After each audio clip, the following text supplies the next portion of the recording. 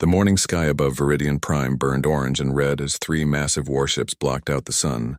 Hana pressed her delicate fingers against the crystal window of the council chamber, watching as smaller attack ships swarmed like angry insects around the floating cities of her homeworld. "They will be here in 6 hours," said Elder Kale, his voice barely a whisper. The old Valari's crystalline skin had lost its usual glow, now appearing dull and gray with fear. "The Korthak Empire has come for us just as they came for the Zentari and the Mollusk colonies." Hana turned away from the window to face the emergency council. 12 of the wisest Valari sat around the circular table, their translucent features reflecting the emergency lighting. Each one looked as terrified as she felt. For 3,000 years, the Valari had lived in peace on their garden world. They had no armies, no weapons, no way to fight back against the monsters that had come to destroy them. "What news from the evacuation centers?" Hana asked, though she already knew the answer would be bad. "The civilian transports can only carry 2,000 people," replied Counselor Nira. "We have over 40 million Valari on this world. Even if we had weeks instead of hours, we could never save them all." The council chamber fell silent except for the distant rumble of Korthak engines growing louder. Through their telepathic connection, Hana could feel the fear of her people spreading across the planet like a dark wave. In the cities below, families hugged each other and sang their traditional farewell songs. "There must be something we can do," Hana said. "Some way to fight back." "With what?" asked Elder Kale. "Our mining tools? Our gardening equipment? The Korthak are 3 times our size and built for war. They have weapons that can destroy entire cities in minutes. We are artists and philosophers, not warriors." Hana walked to the communication console at the center of the room. The holographic display showed incoming messages from across their star system. Reports of Korthak landing parties, of execution sites, of entire settlements going silent. The pattern was always the same. The Korthak would land, kill everyone they could find, take whatever they wanted, and leave the world burning behind them. "What about the distress beacon?" asked Counselor Nira. "We could send a message across the galaxy." "Ask for help." Elder Kale shook his head. "Who would answer?" "The Galactic Council is too far away and they have no military. The other peaceful species are just as helpless as we are. The warrior races either work with the Korthak or ignore them to avoid trouble." "Then we die with dignity," said another counselor. "We gather in the Great Hall and sing the songs of our ancestors as the end comes." Hana stared at the communication console. Its blue lights blinked steadily, waiting for someone to send a message into the void. She thought about her daughter, only 12 years old, hiding in the underground shelters with the other children. She thought about the beautiful crystal forests that would soon be ash. She thought about 3,000 years of peace ending in a single day. "Wait," she said suddenly. There was something in the intelligence reports from the Zentari survivors. They mentioned a species that might help. The council members looked at her with confusion. "What species?" asked Elder Kale. Hana accessed the emergency database, searching through the scattered reports from other worlds the Korthak had attacked. "Here," she said, projecting the information into the air above the table. The Zentari refugees spoke of rumors, stories about a young species that had been seen fighting the Korthak in distant systems. "What species?" repeated Elder Kale. "They called them humans," Hana said. "The reports are unclear, but there were stories of Korthak fleets being destroyed by much smaller forces. Ships that fought in ways no one had ever seen before." Counselor Nira frowned. "Even if these humans exist, how would we find them? How would we contact them? And why would they help us?" Hana's fingers moved across the console, accessing the long-range communication array. The Zentari survivors included some star charts in their reports. Rough coordinates for systems where these humans might be found. "It's not much, but it's something." "It's impossible," said Elder Kale. "Even if we could reach them, even if they wanted to help, they would never arrive in time. The Korthak will be landing in hours, not days." "Then we die trying," Hana said. "We send the message. We tell them what's happening here. We ask for help, even if it comes too late to save us." The council members looked at each other through their telepathic bond. Fear still filled their thoughts, but now there was something else, a tiny spark of hope, fragile as a flower bud. "What would we offer them?" asked Counselor Nira. "We have no weapons, no rare minerals, no advanced technology. What could we give these humans in exchange for risking their lives?" Hana thought for a moment. "Everything," she said finally. "We offer them everything we have. Our knowledge, our art, our friendship. We tell them that we are dying and we ask them to care. Elder Kale stood up slowly, his ancient bones creaking. Very well. Send the message. But send it to everyone, not just these mythical humans. Cast our plea into the darkness and hope someone with a conscience receives it. Hana activated the long-range transmitter. The machine hummed to life, its power core drawing energy from the planet's main fusion reactors. She composed the message carefully, knowing it might be the last words her species ever spoke to the galaxy. This is Ambassador Hana of the Valari people, she began, her voice steady despite her fear. Our world is under attack by the Korthak Empire. We are a peaceful species with no military and no way to defend ourselves. In 6 hours our civilization will be destroyed unless someone helps us. She paused, looking around at the council members who watched her with desperate hope in their eyes. We know we have no right to ask strangers to die for us. We know most of you will ignore this message, and we understand why. But if there is anyone out there who believes that innocent people deserve to live, we are begging you to help us. We offer everything we have in exchange for our survival, our knowledge, our resources, our eternal friendship. The message buffer showed the transmission spreading across multiple frequencies, reaching out to thousands of star systems.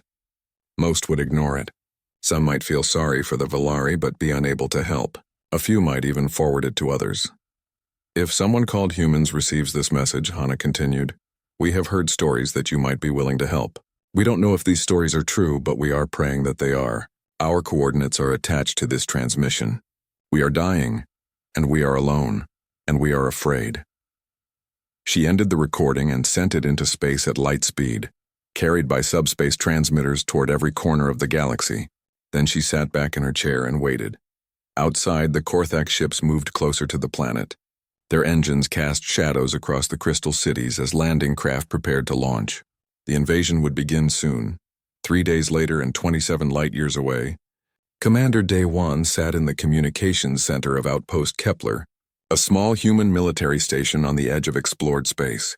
He was reviewing supply reports when the duty officer called his attention to an incoming message. Sir, we're receiving a distress call. It's being broadcast on multiple frequencies across this entire sector. Day 1 looked up from his paperwork. Pirates? No, sir. It appears to be from a species called the Valari. They say they're under attack by someone called the Korthak Empire. Day 1 frowned. The name Korthak sounded familiar. He accessed the intelligence database and found the file. A hostile alien empire that had been expanding aggressively across this part of the galaxy. They were slavers and killers who destroyed civilizations for sport. Play the message, he ordered. As Hana's voice filled the communication center, Daiwan felt his jaw tighten. The fear in the alien woman's voice was real. The coordinates she provided showed a star system 3 weeks away through dangerous space. Sir, said the duty officer, should we forward this to command? Daiwan was already standing up. Forward it to everyone. And send a message to Captain Jin Woo on the Soul's Vengeance. Tell him to prepare his battle group for immediate departure. Sir, we don't have authorization for... We have authorization to protect human interests, Daiwan said. And it's in humanity's interest that innocent people don't get slaughtered by monsters. Within hours, human warships across 3 systems began moving toward Valari space. They had heard the desperate plea for help and they were coming. 3 days had passed since the Korthak Empire landed on Viridian Prime. The beautiful crystal cities that had stood for thousands of years now lay in ruins, their towers shattered, and their gardens burning. Black smoke rose from what had once been the cultural center of Valari civilization. Commander Vextar stood on the observation deck of his flagship, watching his troops move through the rubble below. The massive Korthak was nearly 3 meters tall, his reptilian skin covered in ritual scars that marked his victories over dozens of conquered worlds. His yellow eyes gleamed with satisfaction as he counted the trophies his soldiers brought back from their hunting parties. Report, he growled to his aide. Lieutenant Cross. The civilian population has been reduced by 70%, Cross replied, consulting his datapad. Resistance is minimal. These Valari are even weaker than intelligence suggested. Most of them simply stand still and sing while our troops eliminate them. Vextar nodded with approval. The Korthak Empire valued strength above all else, and they saw the galaxy's peaceful species as prey animals that existed only to provide sport and resources. The Valari had put up no fight at all, making this one of the easiest conquests in recent memory. What about the survivors? Vexter asked. We've located several underground shelters. The troops are smoking them out now. We should have complete control of the planet within another day. In the shelter beneath what had once been the capital city's main library, Hana huddled with 300 other survivors. The emergency lights cast strange shadows on the walls as children cried softly, and adults whispered prayers in the old language. The air recycling system was failing, and everyone could smell the smoke from the fires above. Any word from the rescue teams in Sector 7? Asked Elder Kale. The old Valari looked even more frail than before, his crystalline skin now cracked and dim. They went silent 2 hours ago, Hana replied. She checked the communication device again, hoping to see some sign that their desperate message had reached someone who cared. The device remained dark and silent. Maybe it's better this way, whispered Counselor Nira. At least the children won't suffer much longer. Hana wanted to argue, but she knew Nira was right. The Korthak were thorough in their extermination campaigns. They would find every hiding place eventually. The only question was whether death would come quickly or slowly. Above them, the sounds of destruction continued. Heavy footsteps, alien voices shouting orders, and the occasional scream as another group of survivors was discovered. The Korthak seemed to enjoy their work.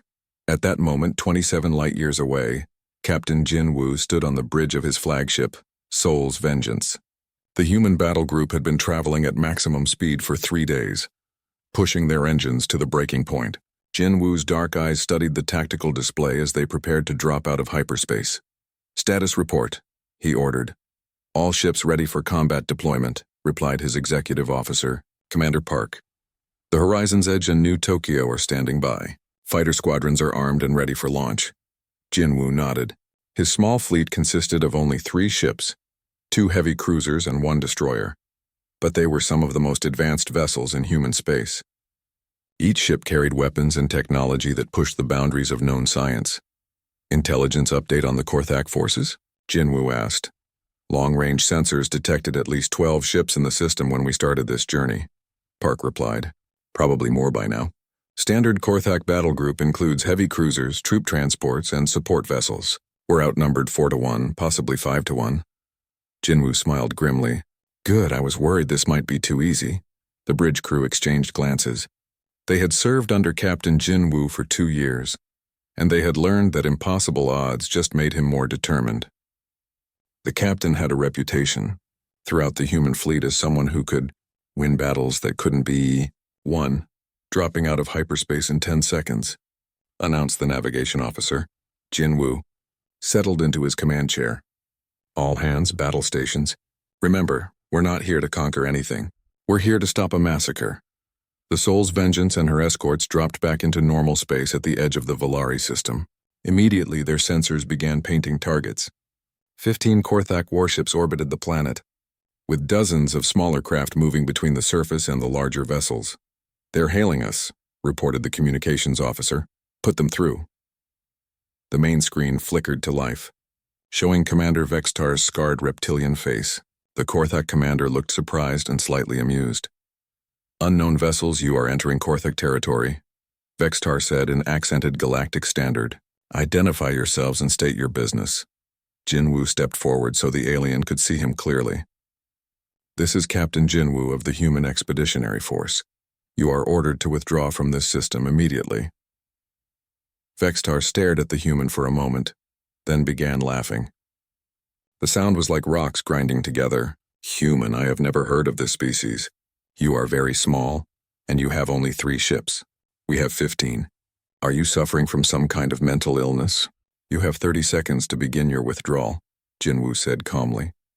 The Korthak commander's laughter stopped abruptly. What did you say? 30 seconds. After that we will remove you by force. Vexitar's yellow eyes blazed with anger. You dare to threaten the Korthak Empire?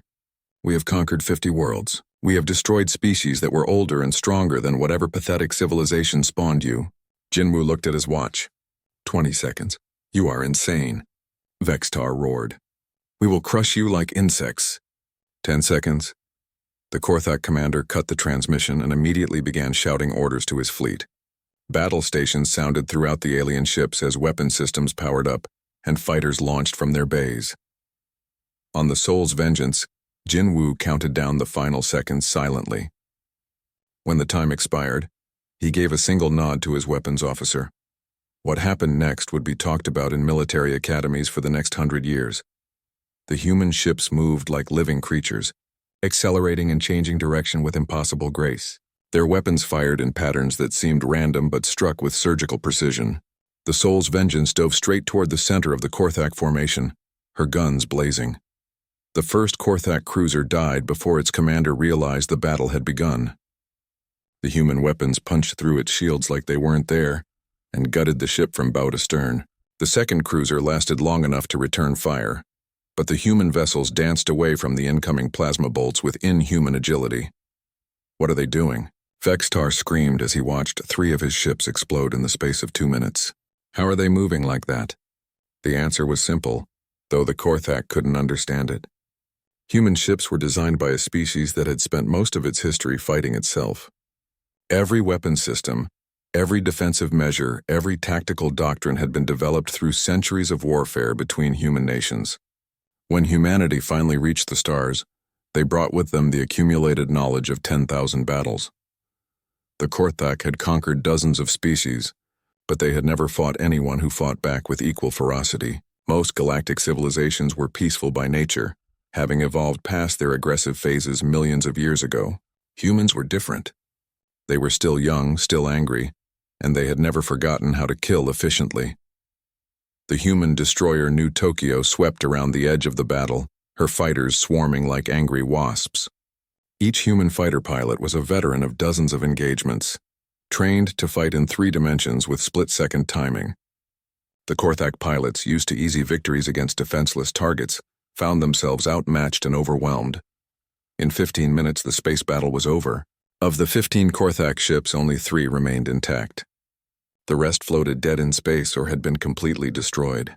Commander Vextar's flagship was badly damaged, its engines offline and half its weapons destroyed. Impossible, Vextar whispered as he stared at the tactical display. This is impossible. The human fleet regrouped and moved toward the planet. Jinwoo opened a communication channel to all remaining Korthak forces, both in space and on the surface. "This is Captain Jinwoo," he said. "Your fleet is destroyed. Your ground forces are cut off. You have one chance to surrender and leave this system alive. Refuse, and we will demonstrate why attacking innocent people is a very bad idea." On the surface of Viridian Prime, Korthak ground commanders received the transmission with disbelief. They had never heard of a species called humans, and they couldn't believe that their mighty fleet had been defeated so quickly. In the underground shelter, Hana and the other survivors heard explosions in the distance. At first, they thought the Korthak were simply destroying more of their cities. But then the pattern changed. The explosions seemed to be moving away from the population centers, and they could hear the sound of Korthak aircraft retreating. "Something's happening," Elder Kale said. "The attack patterns have changed." Hana checked her communication device one more time. This time it flickered to life with an incoming transmission on the emergency frequency. "Attention survivors of Viridian Prime," said a voice speaking accented Galactic Standard. "This is Captain Jinwoo of the first wave of human drop pods hit the surface of Viridian Prime like falling stars." Each pod contained 4 soldiers in powered armor, their black metal suits designed for maximum protection and mobility. As the pods cracked open, steam hissed into the alien air and the humans emerged ready for battle. Sergeant Yu Jin was the first out of his pod, his rifle already scanning for targets. The landing zone was a crystal plaza that had once been beautiful, but now lay cracked and scorched from Korthak bombing runs. Dead Valari civilians were scattered across the ground, their translucent bodies broken and still. "Contact front," shouted Private Na'ul as Korthak soldiers emerged from a damaged building 200 meters away. The aliens were massive compared to the humans, standing nearly 3 meters tall with thick reptilian hide and powerful energy weapons. Eugen dropped to one knee and aimed his rifle. The Korthak weapon fired first, sending a bolt of plasma that would have killed any normal human instantly. But Eugen's powered armor absorbed the hit and kept working. His return shot was a tungsten round traveling at 3 times the speed of sound. It punched through the Korthak's natural armor and dropped him immediately. "These things are tough," called out Corporal Minho as he engaged 2 more Korthak soldiers. "But their armor is garbage. The firefight lasted less than 3 minutes. When it was over, 8 Korthak soldiers lay dead and the human squad had taken no casualties. Eugene checked his ammunition counter and moved toward the nearby buildings where his sensors detected Valari life signs. Alpha Squad to command, he reported over the radio. Landing Zone 1 is secure, beginning search and rescue operations. Similar reports came in from landing zones across the planet as human forces established their foothold. The Korthak had expected to face defenseless civilians or at most some primitive planetary defense force. Instead, they found themselves fighting professional soldiers who had trained for exactly this kind of operation. In the underground shelter beneath the ruined library, Hana listened to the sounds of battle moving across the city above. The explosions were different now, sharper, more precise. She could hear the distinctive crack of human weapons mixed with the heavier boom of Korthak energy guns. "Should we try to reach the surface?" asked Elder Kale. "Not yet," Hana replied. "The human captain said to stay hidden until they could guarantee our safety." A young Valari named Taimin pointed toward the shelter entrance. "I can hear footsteps. Heavy ones." Everyone in the shelter went silent. The footsteps were definitely coming closer, and they sounded like Korthak boots on stone. After a few moments, they heard voices speaking in the guttural Korthak language.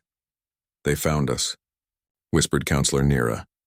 The shelter's blast door began to glow red as someone applied a cutting torch from the outside. Within minutes, the Korthak would break through and massacre everyone inside.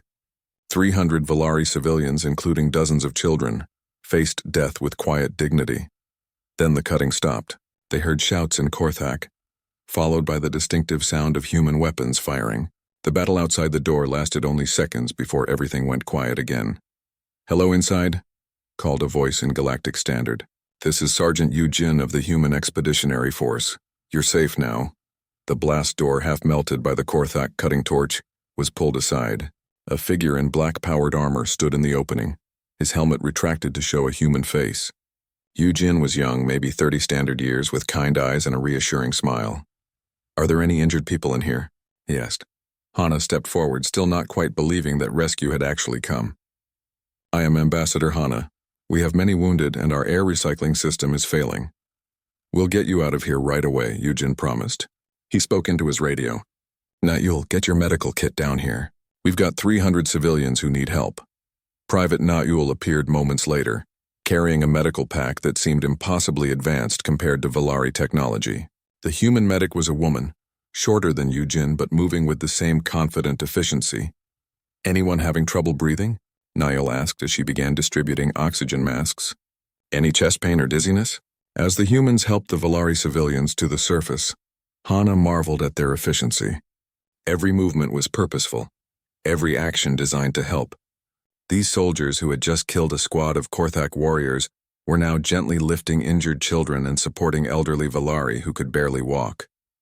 Above ground, the battle for Viridian Prime was proceeding with devastating effectiveness. Human forces had established 6 landing zones across the planet and were systematically eliminating Korthak positions.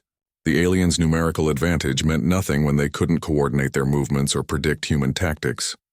Lieutenant Cross, Commander Vextar's aide, crouched behind the wreckage of a Korthak transport as human soldiers advanced through the ruins of the capital city.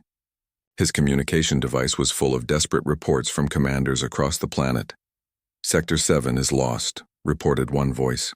"They move like ghosts. We kill one and 3 more appear behind us. Request immediate evacuation from Sector 12, called another. "These humans fight like demons. Half my troops are dead and we haven't even seen them clearly."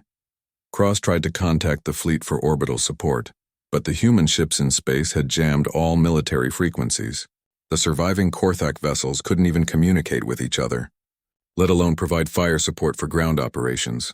"Sir," Cross called to his commander, "we need to consider retreat." Commander Vextar's yellow eyes blazed with fury. "The Korthak Empire does not retreat from inferior species. We are the masters of this galaxy. With respect, sir, these humans don't seem to know they're inferior." A human sniper's bullet answered him, punching through the transport's armor and missing Vextar's head by centimeters. The massive Korthak commander dove for cover as more shots rang out. 3 kilometers away in what had once been the Valari Cultural District, Eugene's squad was clearing buildings methodically. They moved in perfect coordination, each soldier knowing exactly where the others were and what they were doing. When they encountered Korthak soldiers, the battles were brief and decisive. "Building clear," reported Corporal Minho as they emerged from a damaged museum. "Found 12 more Valari survivors. They're scared but uninjured." "Good," Yujin replied. "Now you'll get them to the evacuation point. Minho, check that tower complex to the east. I'm reading heat signatures that might be more civilians." As his squad moved through the ruins, Yujin reflected on how different this battle was from their training exercises. In simulations, they fought human opponents who used tactics and strategies similar to their own. The Korthak were powerful and aggressive, but they seemed to lack imagination. They attacked directly, relied on superior firepower, and expected their enemies to be afraid. Humans were afraid too, but they had learned to use fear as a tool rather than let it control them. Every human soldier on Viridian Prime knew they were outnumbered and far from home. That knowledge made them more careful, more creative, and more determined to win quickly. In the Korthak command post established in the ruins of the Valari government building, Commander Vexistar stared at tactical displays that showed his forces being destroyed across the planet. In 6 hours of ground combat, he had lost over half his troops. The humans had lost fewer than 20 soldiers. "How is this possible?" he roared. "We are the Korthak Empire. We have conquered 50 worlds." "Sir," Lieutenant Cross said quietly, "perhaps we should consider that we have never faced an opponent like this before." "What do you mean?" "The species we have conquered before were all peaceful. They had no military traditions, no warrior culture. These humans are different. They fight like they were born for war." Vextar wanted to argue, but the evidence was overwhelming. His forces were being systematically destroyed by an enemy that used tactics he had never encountered. The humans didn't just fight, they hunted. They used the environment as a weapon, turned the Korthak's own strengths against them, and seemed to anticipate every move his commanders made. "Sir, incoming transmission from the human fleet," reported his communication officer. Captain Jinwoo's face appeared on the main screen. The human looked calm and professional, showing no emotion despite the one-sided battle raging across the planet. "Commander Vextar," Jinwoo said, "your position is hopeless. Your fleet is destroyed, your ground forces are cut off, and you have no chance of victory. I am prepared to accept the surrender of your remaining forces." "Never," Vextar snarled. "The Korthak Empire does not surrender to anyone." "Then you will die here," Jinwoo replied matter-of-factly. "But I want you to understand something before you make that choice. We didn't come here to conquer your empire or claim this world as our own. We came because innocent people asked for help. That's the only reason. You expect me to believe you will simply leave when this is over? We will stay long enough to make sure the Valari are safe and their world is secure. Then we will go home. We have no interest in building an empire." Vextar stared at the human captain, trying to understand. In Korthak culture, the strong ruled the weak. Victory meant domination. 2 days after the last Korthak soldier surrendered, Captain Jinwoo walked through the ruins of the Valari capital city. The destruction was extensive but not complete. Many of the crystal buildings could be repaired and the underground infrastructure was mostly intact. Human engineering teams worked alongside Valari survivors to assess the damage and plan reconstruction efforts. The contrast between the humans and Valari was striking as they worked together. The Valari were tall and graceful, their translucent skin catching the sunlight like living prisms. They moved with fluid elegance even when carrying heavy debris. The humans were shorter and more compact, their movements efficient and purposeful. Despite their physical differences, both species shared the same goal of rebuilding what had been destroyed. Jinwoo paused at what had once been a beautiful garden plaza. Crystalline trees lay shattered across the ground, their musical leaves scattered like broken glass. A group of Valari children sat nearby, watching human soldiers carefully collect the fragments for later reconstruction. "Captain Jinwoo," called a soft voice behind him. He turned to see Ambassador Hana approaching. The Valari diplomat looked healthier than when he had first met her in the emergency shelters, but there was still sadness in her large, luminous eyes. She carried herself with the dignity of someone who had seen her world nearly destroyed, but refused to be broken by the experience. "Ambassador?" Jinwoo nodded respectfully. "How are your people adjusting?" "Better than I expected," Hana replied. "The children are resilient. They have already begun singing the old songs again. But many of the adults are struggling with what happened. They cannot understand how the galaxy could contain such cruelty. Jinwoo looked around at the destroyed plaza. He had seen similar devastation on dozens of worlds. The aftermath of war was always the same mixture of destruction and hope. Unfortunately, cruelty exists everywhere humans have been. But so does kindness. Your people are proof of that. I wanted to thank you again, Hana said. Not just for saving us, but for how your soldiers have behaved since the fighting ended. They could have demanded payment or territorial concessions. They could have claimed our world as spoils of war. Instead, they are helping us rebuild with no expectation of reward. We told you we would help. Jinwoo replied simply. That's what we're doing. Hana studied the human captain's face, trying to understand something that seemed impossible by galactic standards. Your people traveled 3 weeks through dangerous space to answer the distress call of complete strangers. You risked your lives and your ships to save a species you had never heard of before. Why? Jinwoo was quiet for a moment, watching a human medic tend to an injured Valari elder with infinite patience. Dr. Tejo had been working almost non-stop since the battle ended, treating both Valari civilians and wounded Korthak prisoners with equal care. Because you asked, Jinwoo said finally, and because no one should have to die alone. But surely your government has interests to protect. Strategic considerations? Economic benefits? Jinwoo shook his head. We're not here on government orders. Commander Daewon made the decision to respond to your distress call, and I made the decision to bring my battle group here. If our superiors disapprove when we get back, we'll deal with the consequences then. Hana stared at him in amazement. You came here without official authorization? You risked your careers and possibly your freedom just to help us? It was the right thing to do. The simple honesty in his voice left Hana speechless. In her experience with galactic politics, every action had a hidden motive. Every kindness came with a price. The idea that someone would risk everything simply because it was morally correct seemed too good to be true. I don't understand your species, she said finally. Most of the time, neither do we, Jinwoo replied with a slight smile. They were interrupted by the approach of Sergeant Yujin, who saluted his captain and nodded politely to Hana.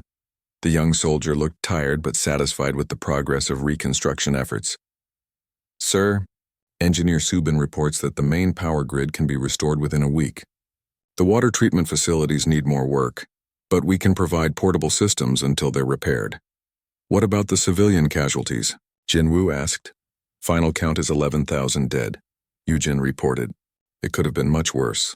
Dr. Tejo says most of the wounded will recover fully. Hana's expression grew sad. 11,000 Valari dead. Friends, family members, irreplaceable individuals with their own hopes and dreams. Each death represented a unique perspective on the universe that would never exist again. We will build a memorial, she said. Something beautiful to honor their memory. We'll help with that too, Jinwoo promised. As they continued walking through the city, Hana pointed out landmarks that had special meaning to her people. The great library where philosophers had debated for centuries. The crystal gardens where young Valari learned to sing their first harmonies. The council chambers where decisions were made through consensus and telepathic connection, rather than argument and conflict. Your people seem very different from humans, Jinwoo observed. More peaceful, more unified.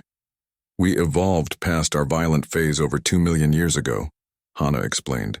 Our ancestors were warriors once, but they learned that cooperation was more valuable than competition. We built our civilization on the principle that all life is precious and worth protecting. That's a beautiful philosophy, but not a practical one, apparently. When the Korthak came, our principles offered no protection against their cruelty. Jinwoo stopped walking and turned to face her directly. Your principles are exactly why we came to help you. The galaxy needs species like yours. Civilizations that believe in something better than might makes right.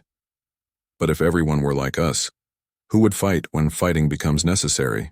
Species like us, Jinwoo said. Humans haven't evolved past our violent phase yet.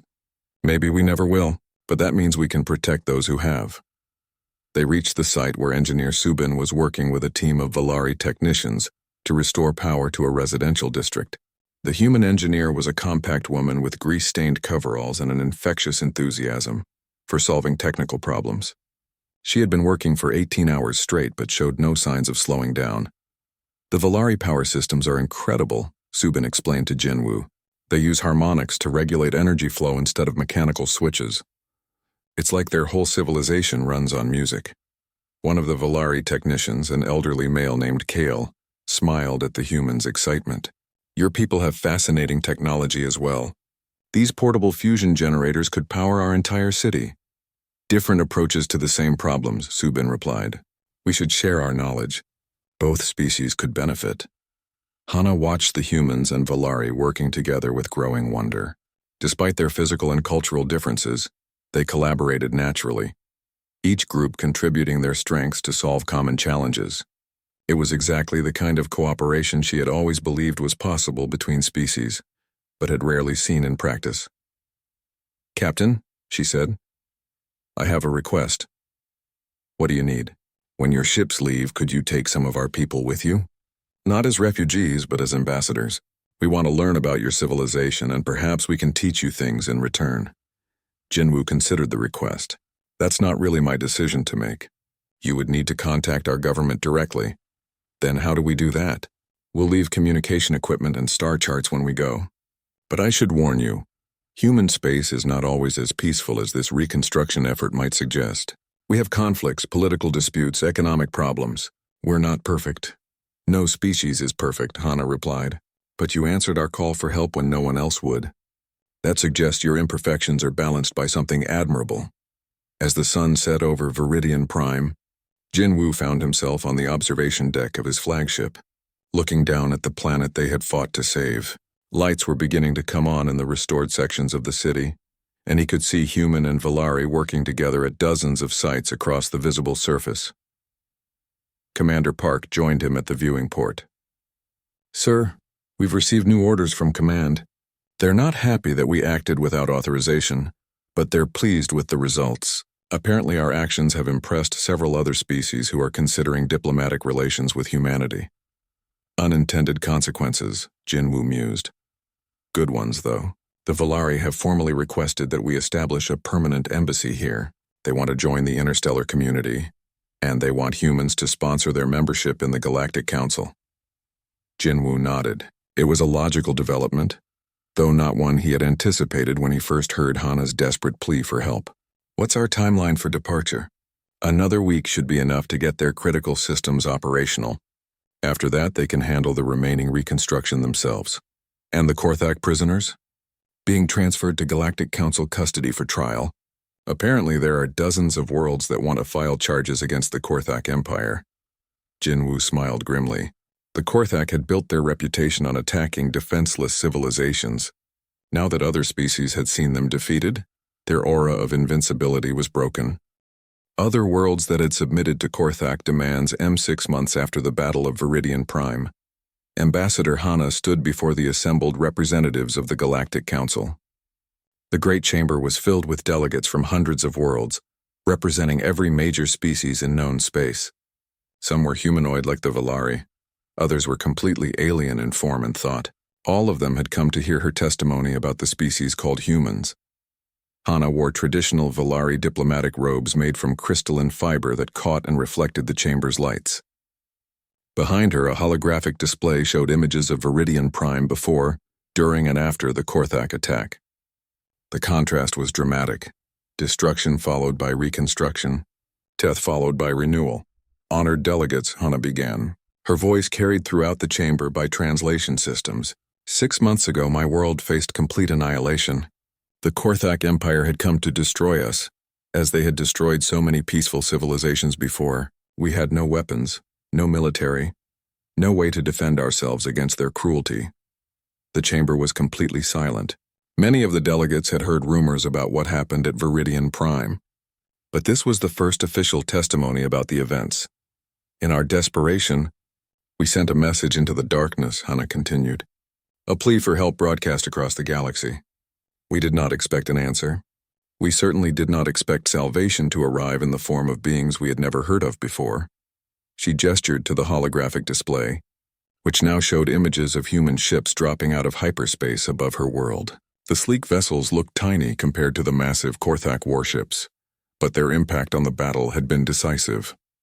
The humans came, Hana said simply. They traveled 3 weeks through dangerous space to answer the distress call of complete strangers. They fought a battle against overwhelming odds to save people they had never met, and when the fighting was over, they asked for nothing in return except the chance to help us rebuild. Murmurs spread through the chamber as delegates discussed this unprecedented behavior. The Galactic Council had existed for millennia, but never in its history had one species made such a sacrifice for another, without any obvious benefit. Chancellor Nexarian of the Altarian Republic raised a tentacle to request permission to speak. The ancient being's electronic voice carried clearly through the chamber's acoustics. Ambassador Hana, the Council has reviewed the tactical records of this engagement. The human fleet numbered only 3 ships against 15 Korthak vessels. Their victory seems improbable. Yet it happened, Hana replied. The humans fought with a skill and ferocity that surprised everyone, including themselves. But more importantly, they fought for something they believed in, the principle that innocent life deserves protection.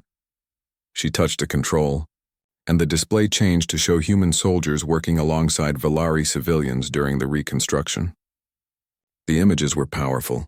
Armored warriors gently helping children, medics treating wounded enemies, engineers sharing their technology freely. The humans could have claimed our world as a protectorate, Hana continued. They could have demanded tribute or territorial concessions. Instead, they helped us rebuild and prepared to leave as soon as we were safe. When I asked their captain why they had come, he gave me the simplest answer I have ever heard: because someone had to. More murmurs filled the chamber.